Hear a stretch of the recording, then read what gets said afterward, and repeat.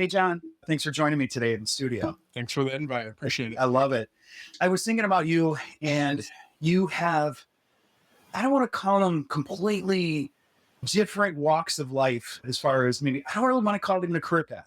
I know that you're a real estate broker. Correct. So you're out in the hustle and bustle of the capitalist society or whatever that, entails in that world. And then you also do body work, and it's tied to a Thai body work. Is that fair to say? Yes, correct. Okay, awesome. And then when I think of that, though, there's definitely not a close correlation. In my mind, I almost see it on an end of a spectrum of each. And maybe that's not fair. Before I presume how I view it, do you see it as a flow or a cohesion, or do you see a bit of a balancing act between these two types of modalities and work? Well, it's a balancing act, but it's all together as one. I actually recently found a connection where I look at in real estate, I'm helping people find their home. But in body work, you think about we all have one home, and that's our body. Oh, it's beautiful, man. So you have the home, and then you have the home. Yeah. And I think that's my connection. And it was all about finding purpose. Okay. And I've struggled before in finding purpose in real estate with just it's very capitalist, like Sure. make money, drive the fancy car, Yeah. get the Range Rover, the Maserati, the fancy car. Yeah. Then I started really realizing it's not about that. It's really about finding purpose and helping people in their tough predicament, because when they buy a home, it's their most expensive purchase of their lives. Absolutely. So in a way, you're almost a therapist for people Yeah. in this really stressful time that they're dealing with. Yeah. It's all about how I can make that easier, alleviate their pain and suffering. It's the same when it comes to body work. How do I alleviate the pain and suffering? How do I help people gain flexibility or improve their circulation? Yeah, it's really similar. Just trying to help people in those kind of stressful times. I love that correlation, because there really is. It is always a coming back to home on so many levels. I want to come back to where you left. I'll go on a little bit of a tangent in the sense that so much of our lives, it's just self-improvement, improving our mind, body, spirit. On our personal journey, there is that sense of always coming back to home. What you're talking about is physical. And this has such a power and impact in our lives, this holistically. So for you to make that connection, I really dig that. And I want to jump on that too, because I am familiar with the whole chase, especially in that industry that you're talking about in the real estate world, because it's predominantly like a hunting position. You're always hunting. It's not really repeat business. Maybe over time you can help somebody a number of times, but there really is that build up, the chase and everything else. I feel bad by saying surface presentation, but the kind of that perception is reality. So people have to live up to the clothes and the cars and the social media outlets. You have to present in such a way. Right. I'll end there because I don't want to beat up on that industry too much. That in itself, but taking it back to at its core, truly helping, let's just say an individual, a couple, a family, whatever that is, and navigating those times of confusion, or we'll just say into stress. Yeah. Yeah. And all those influences. And I think that's what a lot of people don't understand about that type of work. We'll talk in that outwardly arena. So, John, I definitely want to talk about the body work, because when it really, how I see it is that body, spirit, clearly the mind connection. But I feel like there's such a tie in the physiology when you talk about toxicity or acupressures. And we were even talking a little bit about seeing things like meridians. And I think you mentioned a couple other aspects. Yeah. I want to ask a dumb question about it. This level of connectivity and the balance and all this, where does some of this start? I guess if somebody maybe didn't even know about it, or is there some basic entry education that we can start and build off of? Yeah, it was based in Buddhism. And I learned from a great teacher named Paul Fowler. What's great is that these classes were taught at Satnam Yoga in the West Loop, which is an amazing yoga center, energy center. They do amazing classes in a lot of different aspects of dealing with the body, the mind, energy. And every class that we had, we went through a lot of deep aspects of Buddhism. And every class, we did our bows to the Buddha, and we offered our offerings, which is flowers and fruit incense, candles. So every single class before we got started, we connected to that spiritual side. Mhm. And it wasn't just, hey, let's get in and start doing body work. It's not a massage class. A lot of people really try to confuse it and be like, oh, you're giving me a massage. No, I call it body work because it's really dealing with, it's not just giving you some rub down. Mhm. You're really paying attention to the body, getting in tune. Before I start every session, I do, it almost looks like a small prayer, but I'm really just trying to connect. And I tell myself, like, how can I offer love Mhm. and positive energy? And how can I deal with this person who is coming to me for pain, suffering, whatever thing that's going on with them? And while I'm in session, I'm dealing with that and I'm reading what's going on in the body, seeing where there's tightness. But I'm probably getting a lot of energy of what's going on with their mind and things that's Yeah. going on before the traffic to get here, the tough weekend. That's what I try to do. I try to say, hey, just let everything fall away Mhm. and don't think about what you're doing beforehand. Don't think about the things that's going on this weekend, the kids, stress, work. Just let it all melt away and really Mhm. find yourself just on the mat in this moment. So I think it's really important to do that, lock in so people can really receive the healing. That's beautiful. And I do. I think you're right too. I think people do confuse it because it's definitely not a paint by numbers. We're going to work these and you're going to do the same thing for every person. Yeah, everything So, is totally different. And okay. I don't come in with a plan. I think that's really important to come in and say, okay, what's going on? And obviously, I gave you a body Yeah. session, and we could talk about that Yeah. at some point. So you're just dealing with it, you're dealing with the environment, and you're like, okay, what's going on? What's going on with Paul? Yeah. Okay, where is he tight? Where is he maybe experiencing some pain? I had a Yeah. session yesterday with someone who was dealing with neck pain. Mhm. And you go in and you say, okay, what am I feeling? What's going on with them? And what's cool about that is actually, you touched on it too. Many times it's a response from stressors Yeah. for years of certain types of stress and response mechanisms that we do. And I'm sure posture falls into it too. But I would think too, there's a psychology and an emotional psychology of where people keep their stress. Is it in like the upper back, lower back? Is it in the neck? And it can be in the legs or the feet. I imagine it can be just anywhere of some of those centers. When we talk about like meridians or storage of energy, is that some of the things that you were taught about how to identify those energy storages? Yeah, usually people come, they sit down and they say, hey, I'm dealing with stress. I think almost everyone says my neck, Yeah, the back. the back. It's amazing because so many people hold stress in all these different areas. And a lot of times I'll be working with them and they don't even know. They're like, oh, well, I'll come in with maybe lower back pain. And then they were like, I didn't know my hamstrings were like this, or I Yeah, didn't know that I had so much stress in my hands. So the body is our teacher, yeah, and I'm learning as I go. Every time I work on a different body, I'm downloading new information for both them and for myself. So every time I work with the body, I'm actually learning and yeah, learning more. So the more bodies I deal with, sure. the more and more I learn.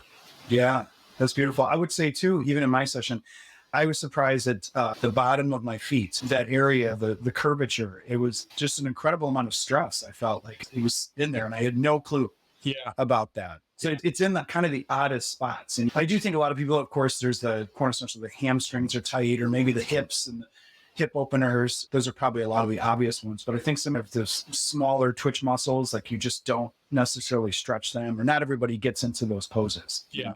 Yeah. The work that I do and other body workers do, I can't stress how I feel like it's so important. Even if I'm dealing with someone who's 100% flexible, they do Mhm. yoga all the time, they work out, they eat healthy, I'm still finding areas of suffering. I bet. And so it's profound work. Yeah. It's really profound work. And I still feel like I'm new. Yeah. I've only been Sure. doing this for about a year. Okay. And I remember my first class, I'm not a big runner, and somebody was working on my hamstrings and I was a little rushed. And I was just like, I'm just going to run to this, ATM because I had to get some cash. And I started running and my hamstrings had never felt so loose. And I'm like, oh my gosh, I can run now. And that's, I'm like, if I can do that in just one session, Yeah. What can I do with other people? People come to me, they're like, I'm running a half marathon and I really need help. I do a session on them and they're like, man, I've never ran. So Yeah. great. And Mm. I'm sure they don't even know what's going on. It's like, oh my God, like the rest of my life is better. Yeah. Like I'm better at work and I have less stress. I'm in traffic and I don't want to yell at the person. I think Sure. it's all about this physical, Yeah. spiritual, emotional. And I would attribute to releasing some of those stored energies as well too, because we Correct. hold those tensions and we hold those, it's called the lactic acids, and if those don't get, they're going to come up somewhere. Yeah. Yeah. And I would say too, it's interesting because you did mention people that are doing yoga all the time, or maybe they're runners. And I think also too, what somebody happens, like you'll see people training for something very specific, or if they're doing yoga, they're doing the very similar moves. And this isn't, I'm very generalistic here, but when you do those over and over again, or if it's you're only running or you're only doing, you're not working those and you're programming your body and the exterior of those muscle groups. You'll hear about even people that do a lot of cycling. Like my wife, Kristen, does a lot of spin classes. And she'll go do something else. And she's so strong at spin, but then something else. And she's, wait a second, this, you can feel it in a different muscle group. And it's just such a slight variance. So I can only imagine within the motions that you're doing, the release. And I will say too, another one was I was mentioning those acupressures. There were some points you hit, and like even just near my ankles or something like that, I almost felt a little kind of some, I don't know, just energy flow or just some reactions in my scalp. So it was really odd. It was like, that was really crazy. You kept hitting those points, but that's the acupuncture and the acupressures, and makes complete sense. It's all connected. Yeah. I've had people who said I've worked on their bodies and they were like, you know what? My body doesn't feel much different, but I had more clarity in my mind. Mhm. And that really blew me away when someone told me that. Yeah. Wow, it really is all connected. Like you Absolutely. said, I'm touching your ankle, you're feeling something in your head. Yeah. And we don't think about like how much our bodies are woven with all those connectors. Yeah. And we tend to say it's like the same person who goes to the gym and they do bench press and they do curls. You can do all the weightlifting you want, but are you doing yoga? Yeah. Are you doing breath work? Are you Right. doing meditation? We all really need to hit all those areas to really take care of ourselves as a whole. Yeah. Do you find that if things like the body work and are in correlation with, say, breath work and other modalities, how interconnected do you find some of that as far as its benefits? Just I feel like I know the answer, but I definitely would love to hear. Me and how I take care of myself. I've been doing meditation seriously for about 6 years. I've been doing breath work for about 4 or 5 years. Okay. And I notice it within myself where I'm like, oh, I'm getting more clarity.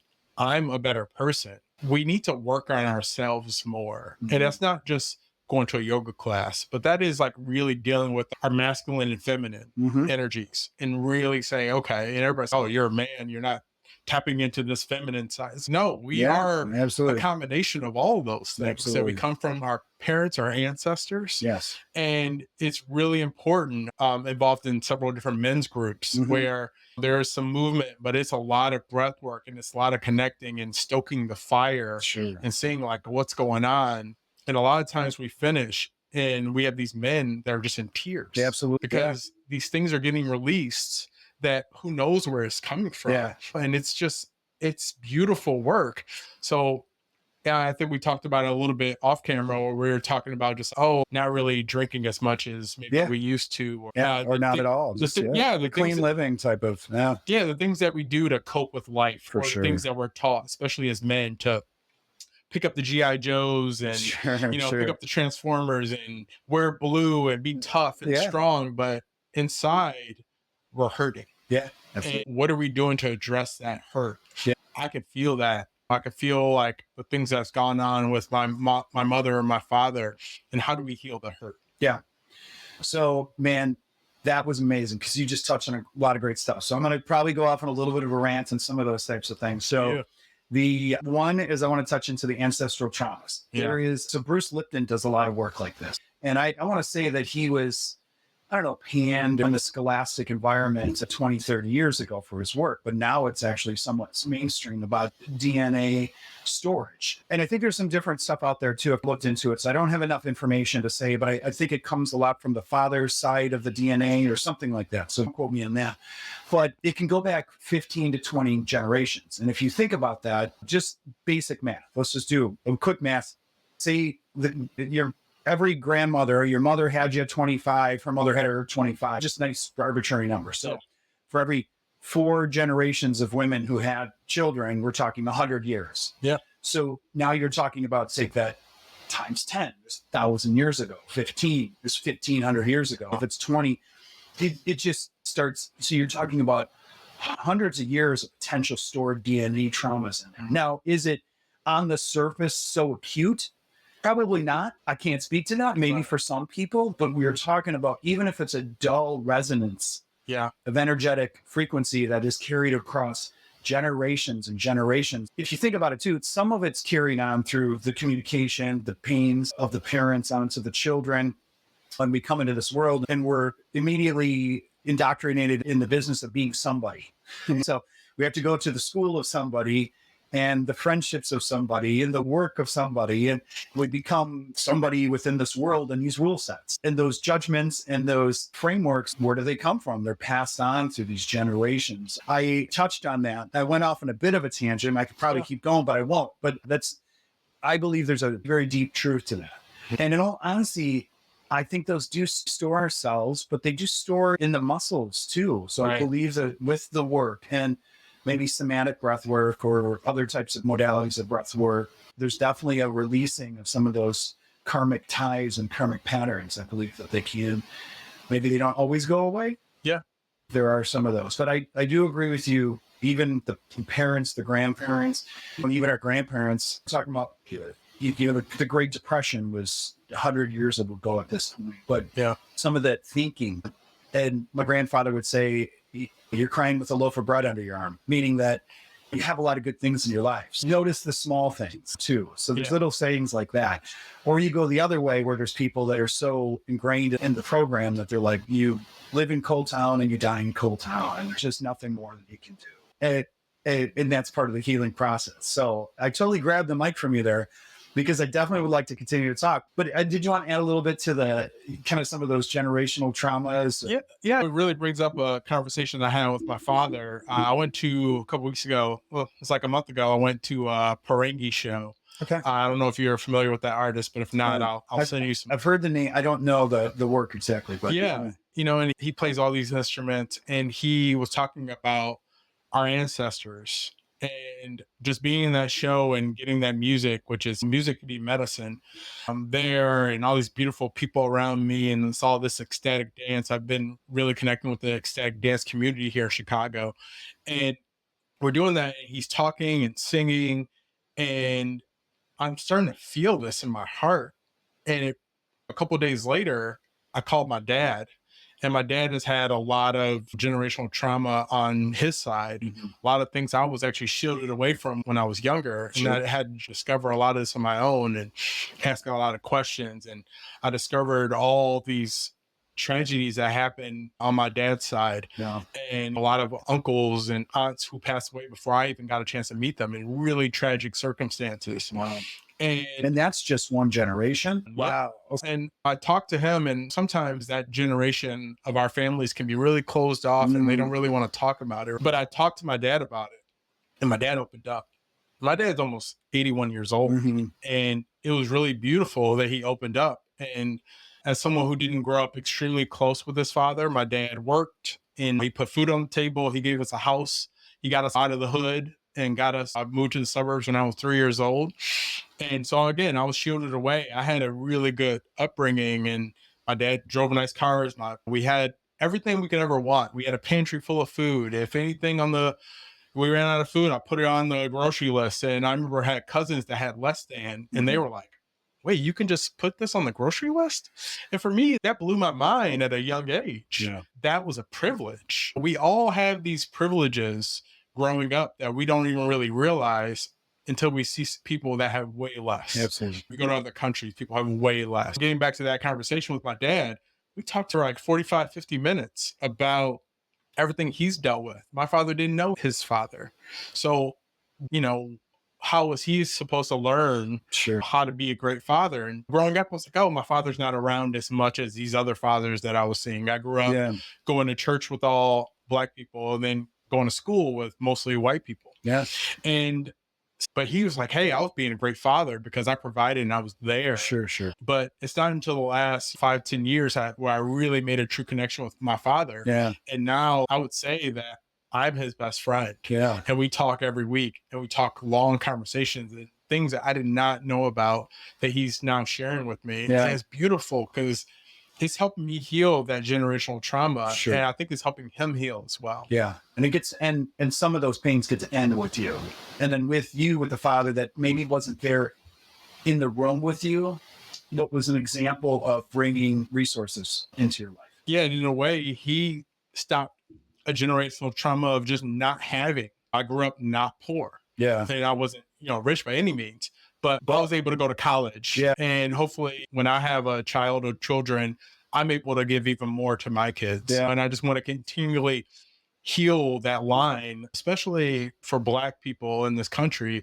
We deal with so much generational trauma that goes back. We all know the history. Yeah. So how can I continually help with that healing and help the family around me and the family that I've made here in Chicago and just be an example? And you get into the body work and that is a way, but I do so much other healing outside of the body work, but that all goes into my body work. Sure. All the healing that I'm doing, I'm trying to pass on to other people. Yeah.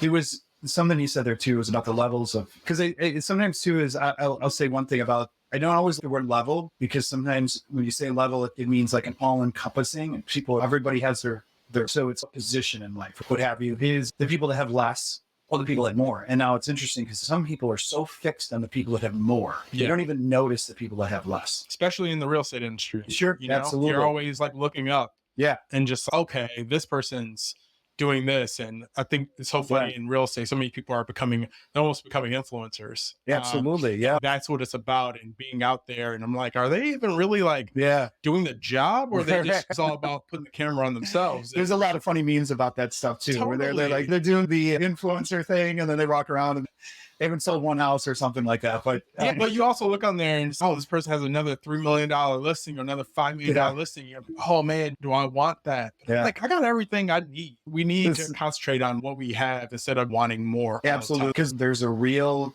I'll call it a trap, or a little bit of a path that we can get fixed in, where it's continually upping the game. And then we achieve what we thought we had a year ago. And there's times that I've stopped myself and I'm like, wait a second. If the guy 5 years ago, the me 5 years ago saw me today, he'd be like, oh my God, I would be so happy if I had all the things you have. I'm not saying I'm just love and relationships or whatever that is, or stability of mind, body, and spirit, whatever that is, version of it is for us as individuals. But then there's the times where you're sitting up at 2 a.m, looking at the ceiling going, I don't have enough and I'm mad. You get lost in your thoughts because you want to up the game, or it's not good enough in some way, shape, or form. Correct. So we can get caught in that. And I think there's certain industries, but there's many, it's not just that real estate industry, it's many industries, or it's people that we hang out with. And it's always the up the ante, up the game. But I'll tie it back to what you said. There's always this coming of home.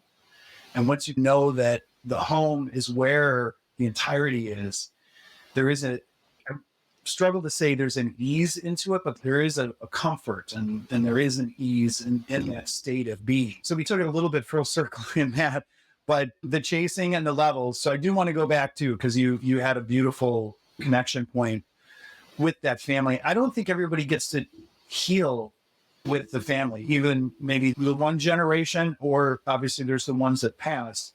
There's so much subtext and unconscious work going on that I don't know if not everybody becomes aware of that. So even the fact that you've taken the journey and become aware of that and been able to have those conversations, it's a beautiful gift. Yeah. We spend so much time on social media, which slaps us in the face about what we don't have. Yes. So it's it can be tough. It's hard being a human sometimes. I think and I'll tell a really, funny story, and I'll try to make it short, where I turned 40 and I actually bought myself a BMW, and I was like, all right, I'm making it, right? And then I got to a point where real estate got a little slow when the rates went up and inventory went down. And I started not really financially struggling, but just like feeling, okay, I'm starting to have less. Sure. Right? What's on the horizon? Look at that line. And I remember I got to the point where I went a while and I had some different things that happened where you think someone's going to use you, a friend, as their realtor, and they don't. And you have a sense of hurt there. Mm-hmm. And then also you hurt financially. So I got to the point where my business had started to pick back up, and I put it out to the universe and said, you know what? Everything's starting to flow right for me, but I just wish I didn't have this expensive BMW car payment. I had a year left on my lease, and I remember just like having that. And this is a Sunday. This is actually 4th of July weekend. We're coming up on the year anniversary. And I just remember being like, yeah, that's the only thing. That same day was the craziest rain Chicago I'd ever had. I don't know if you remember NASCAR weekend. Oh, yeah, absolutely. It was crazy amounts of rain. I'm driving my car home, and my car gets like basically stuck in the water. Flooded? Yeah, it was flooding. I went into this big thing of water, and I thought I could get through, and I didn't. So I'm sitting there stuck in my expensive luxury car, and you open the door, the water is coming in. And I think thankfully... Were you under one of the viaducts? Yes. Under Lakeshore Drive somewhere? It was in my neighborhood. Oh, okay. But what was amazing about it is that I didn't panic. I think because of the breath work that I do, the meditation. Sure. I have a cold plunge in my basement. So all that things that I stayed calm. Yeah. And out of nowhere, this tow truck comes. I didn't call him, but this tow truck comes out, pulls me out of the water. And I'm like, all right, cool. My car still looks fine. It's going to be fine. Yeah. My car ended up getting totaled.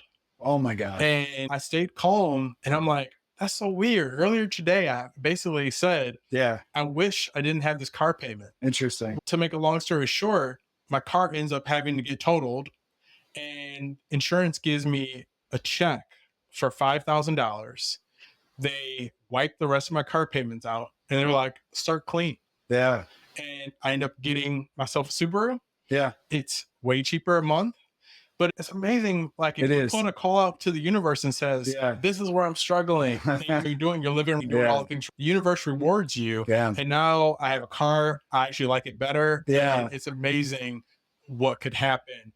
You're really just trying to put it out to the universe to get that I think there is a sense of equanimous. You do have to be able to have this. There is a little bit of a balance of releasing and trusting. Yeah. And you did make a point about, okay, on the horizon, I don't have so much in the pipeline potentially. And you're like looking down that and you're like, I've got bills. Those aren't going to stop.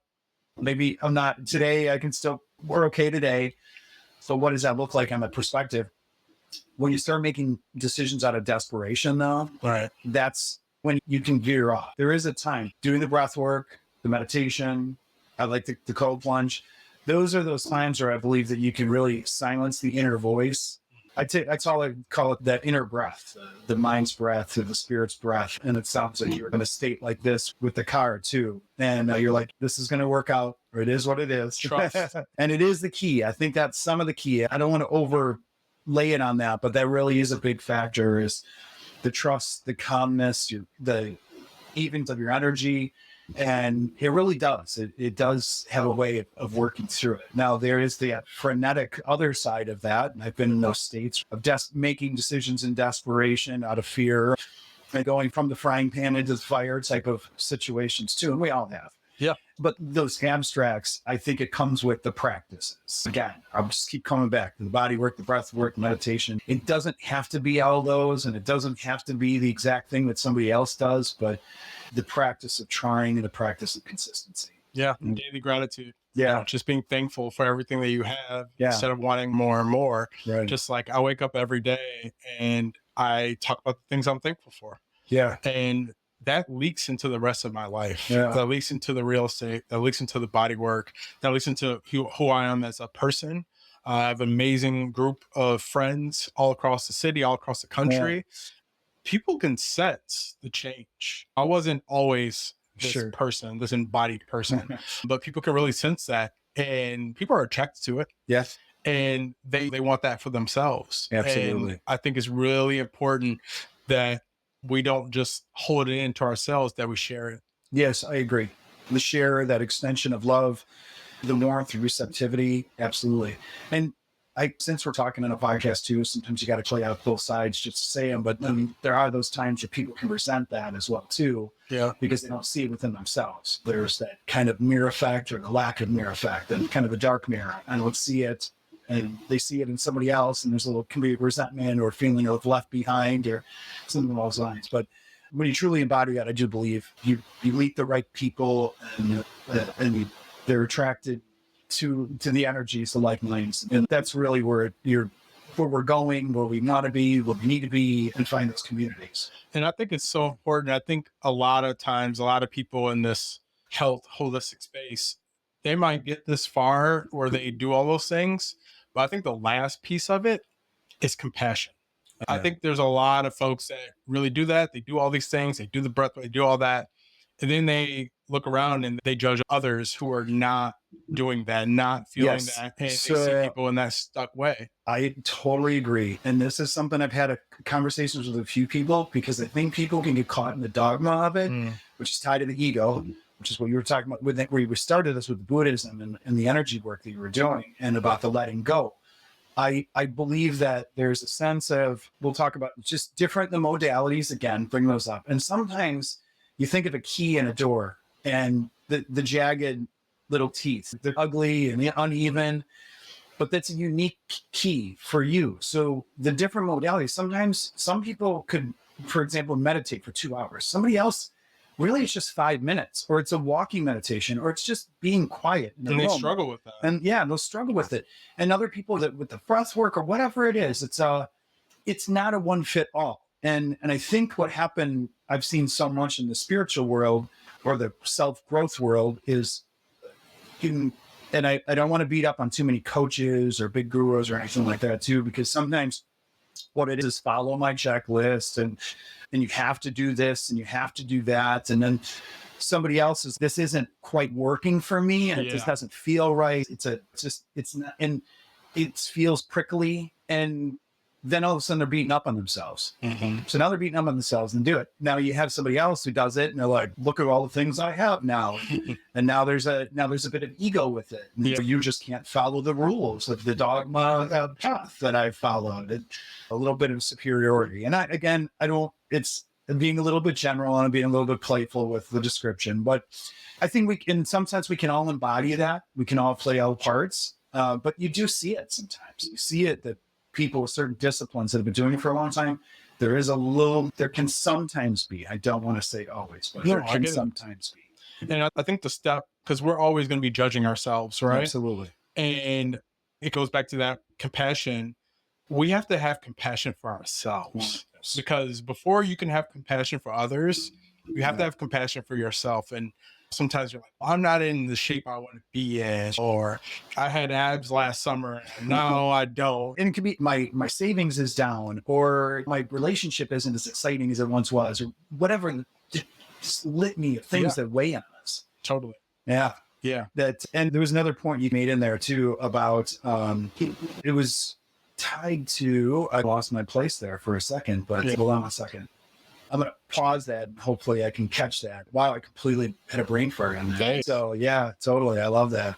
It was in the modalities and the ego, but I do love that word compassion. I tend to say grace with myself, but it's the same thing. Just giving ourselves allowance to be that human. You mentioned it's hard to be human sometimes.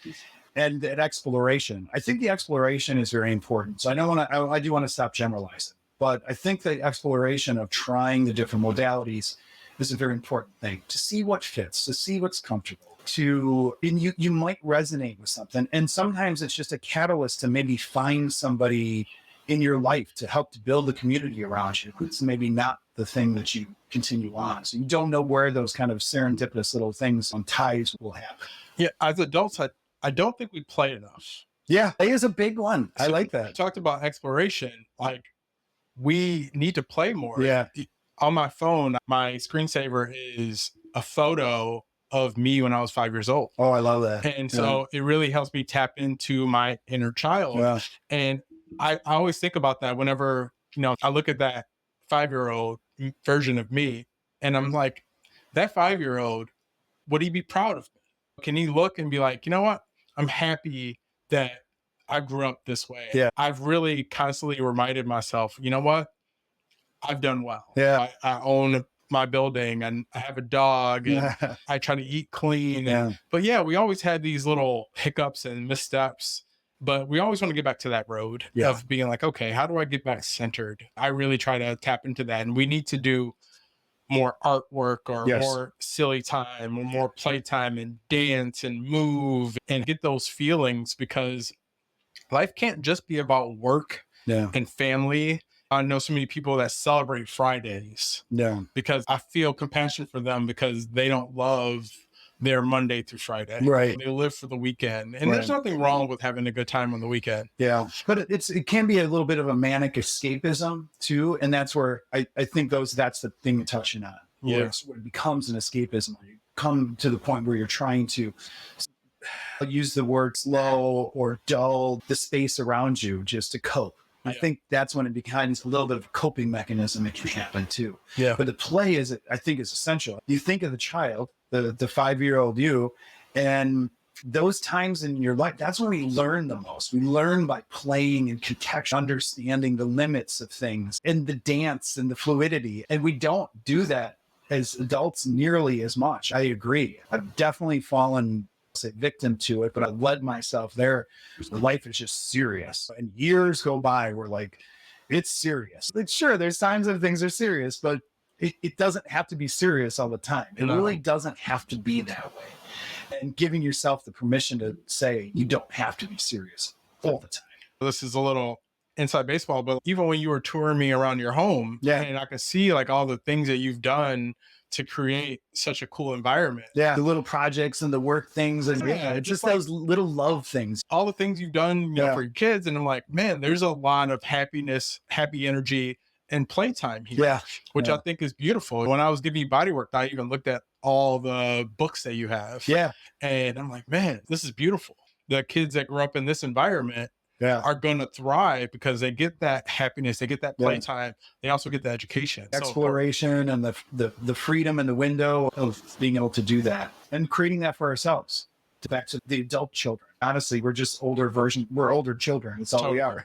Yeah. I look at my weekends have completely changed. Where just last weekend I went to a deep house yoga where it was like yoga, then a dance party.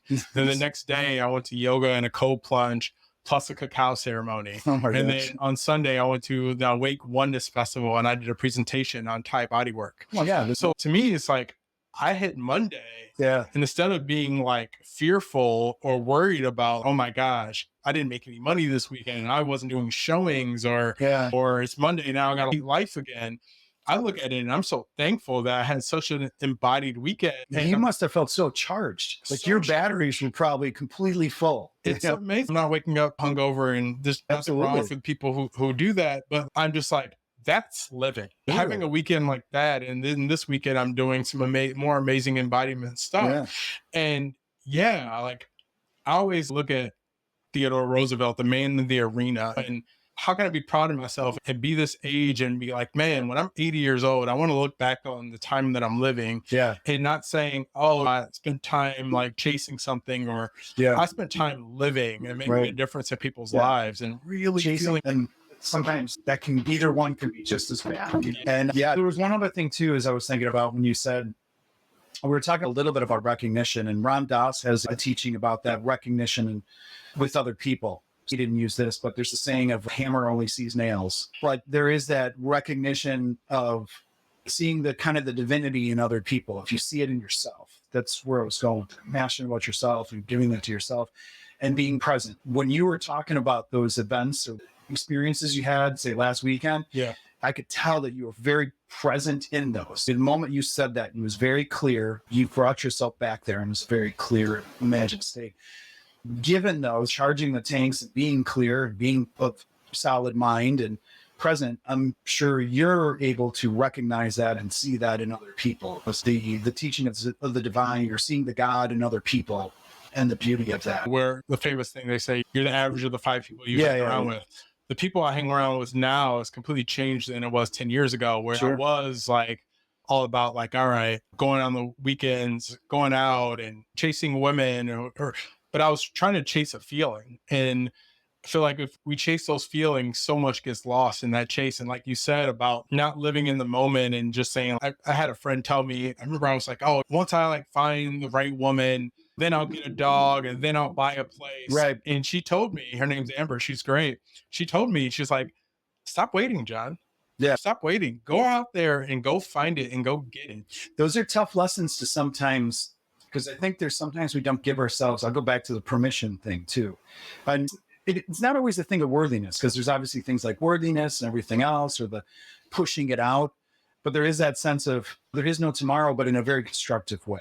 Yeah. And those ties, that whole feeling. Now, I remember back too in my 20s where it was like this chasing. And I think back and it was like I was almost controlling my environment, but also numbing the pains that I didn't want to deal with and prolonging them almost to the point where I was intentionally putting myself, and I didn't know it at the time, either with alcohol or whatever that is. And you're putting yourself in a pain situation. With the depressants and altering your state. Yes. And not truly going after and almost giving yourself an excuse to not go after your dreams, or it's a little bit of form of self-sabotage in those arenas. And I'll end it there because I don't really even want to swim. Just thinking about it, I don't even want to swim in that. It just feels so far away. So reliving. And no regrets. We all are who we are. Yeah. But finding those beauty points, those beautiful points in our existence, and again going back to the play and finding that, and seeing the divinity in others, and that recognition. It was a beautiful moment. I'm thankful for all the mistakes that I made. Absolutely. Because we're all a combination of our mistakes, because it's all just experience and learning. Yeah, absolutely. So, John, I absolutely love this. Thank you so much for joining me.